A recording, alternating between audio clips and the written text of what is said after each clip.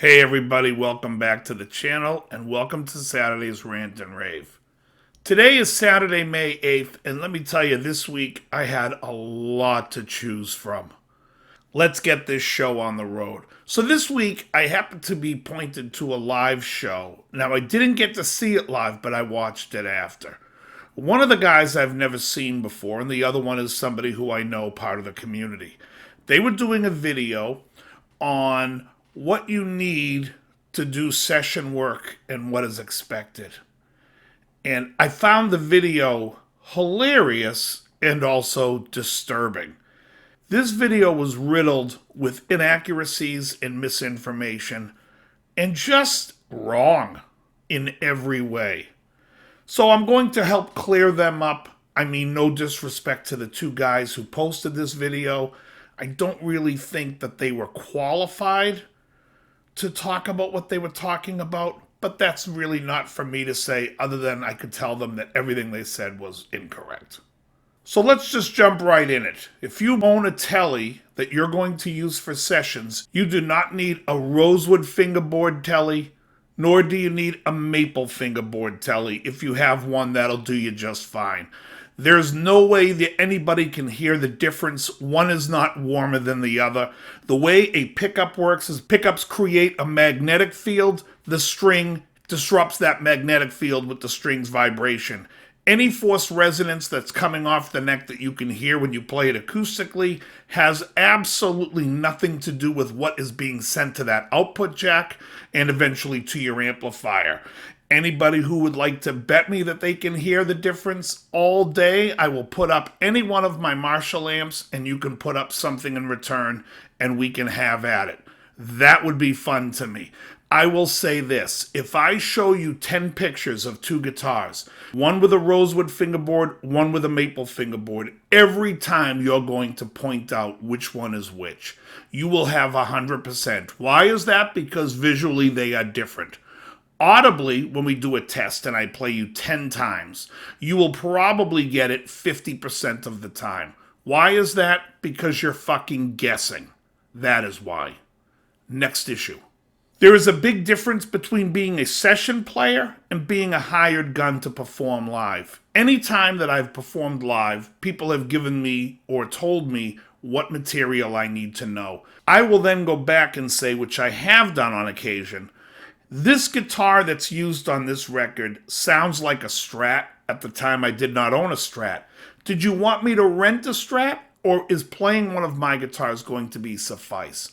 The person then said, you know what, I'd prefer if you played a Strat, but I'll drop one off at your house. And he proceeded to drop off a 1959 Stratocaster, all original. At the time when this happened, it was valued at around $15,000, which I thought was nuts. But I used it for the gig. Everything went swimmingly. However, I have done gigs when people ask me specifically if I had a certain instrument. Dave, do you have a mandolin?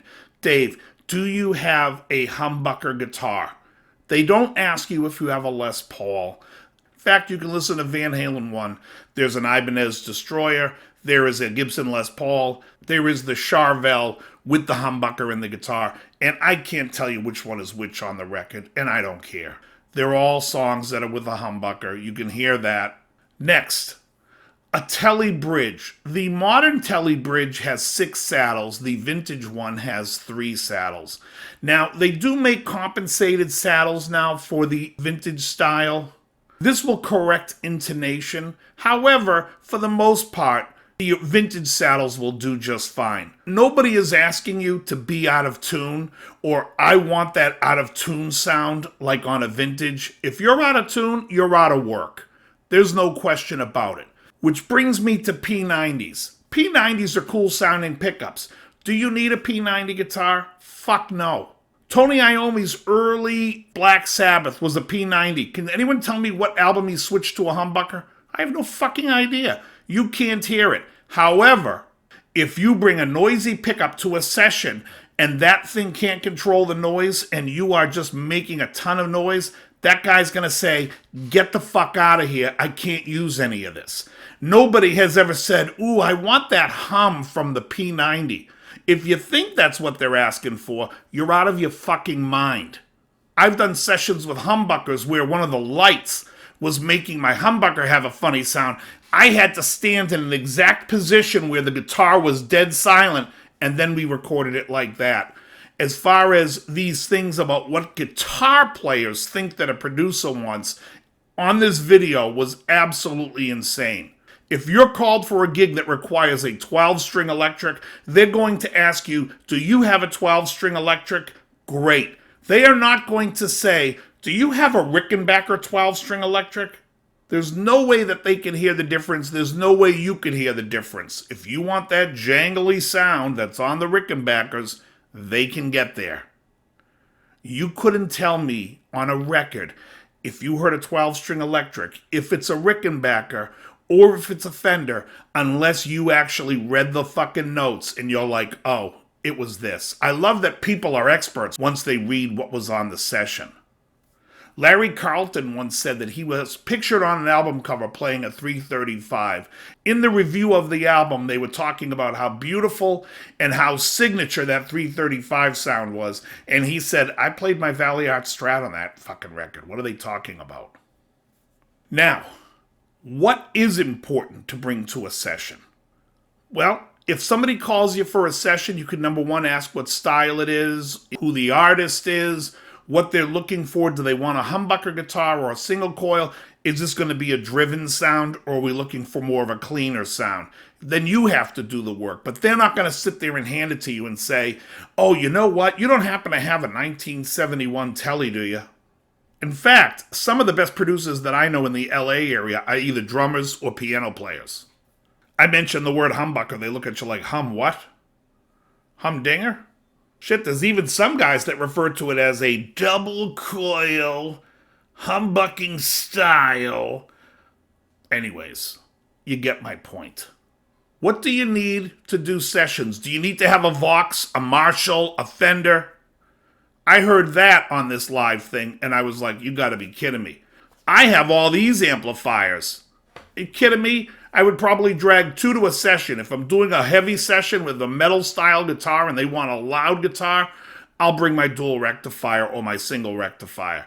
Otherwise, I'm bringing my Hot Rod Deluxe for everything. Guitar pedals are far more important to a session than, say, what guitar you bring.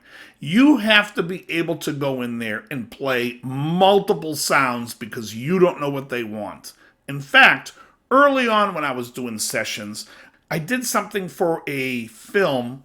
I believe it was Mission Impossible 2. And on Mission Impossible 2, I had to go in there and I brought my Kramer Beretta. And they wanted that heavy lead sound for when Tom Cruise was riding his motorcycle. So I played that part. After we played that, we layered some things. They did some heavy rhythm stuff. Meanwhile, all the while, I'm not using an amp. I'm plugged directly into a Sans amp. And then it was later processed, and he used whatever else he wanted to put on it. I didn't even bring an amp to that. I didn't need one. And he said to me, I wish you were someone who used pedals, because if you had a giant pedal board, I could then bring you in to do a lot of the ambient stuff. But he had to bring in another guy. And the other guy was great, but I guess he travels far to go. And it wasn't more like he didn't want to hire the other guy, but it just would have been easy to have one guy come in and do it. Anyways, lesson learned. I have a pedal board that I can go in and do any session I want. I can go do any live gig I want, whether it be from the softest of music to the heaviest of music. Now, not everybody is capable of playing all that. And so whatever your focus is, if you're a heavy player and you play hard rock, then you should have a hard rock amp and a hard rock guitar, because that's what you're going to get called for. Nobody's going to be calling you for R&B sessions if you're that guy that plays metal. There are very few people out there who work that do multiple styles that go across. And I'm not saying that's a good thing, and I'm not saying it's a bad thing. I'm just saying it's a thing. I used to have 2 beautiful 58 historic Les Pauls. One was heavy, that had a plain top. The other one had a gorgeous flame top, but it was weight relieved, and it was amazing. Sound-wise, they were both identical. They sounded both the same coming out of an amp. I never really used them. When I needed a humbucker guitar, I would always just bring a Strat that I have with a humbucker. Nobody ever complained. That's what they want to hear. They want to hear that full, heavy sound. Nobody knows if it's a Les Paul. So do you need a Les Paul? No. Are they beautiful guitars? Sure. This video to me was more of an excuse that if their loved ones watched, they would see why they have the most absurd guitar collection.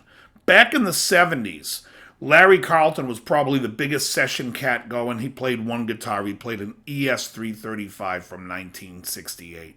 He wasn't running around with 90 different guitars. He also had his 57 Tweed. So it's absolutely insane to sit there and think you need 9 guitars if you're going to be a session guy. Is it nice to have 9 guitars? Yeah, it's great. It's fun. It's fun as a person who wants to play. But the person who's hiring you for a session doesn't give two shits what you bring, as long as you can get the job done.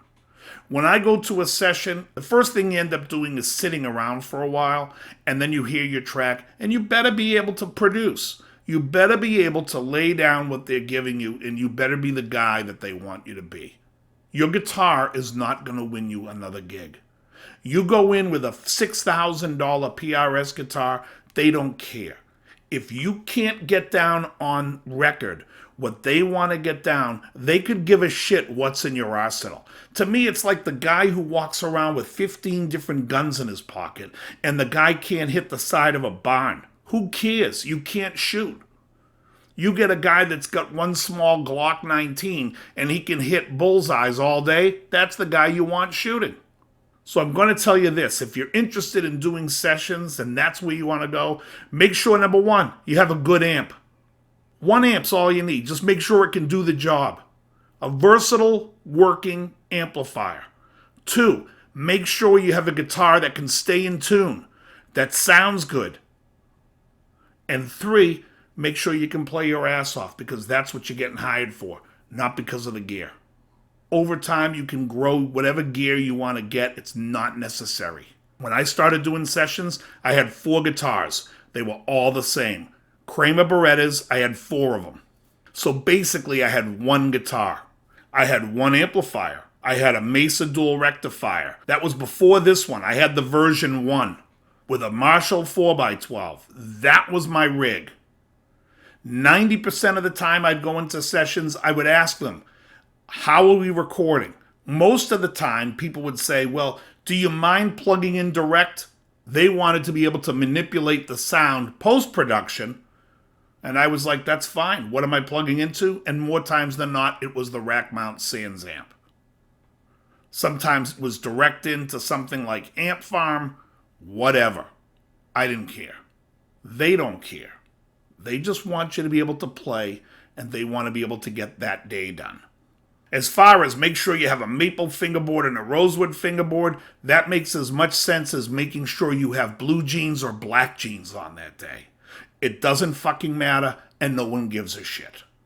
Anyways, one of the guys who I know, I think is a great guy, was just misinformed. The other guy I didn't know, but he seemed like a nice guy too. I have nothing against these 2 guys. I hope they keep making videos, just not on session work. Thanks so much for hearing me, bitch. Very good.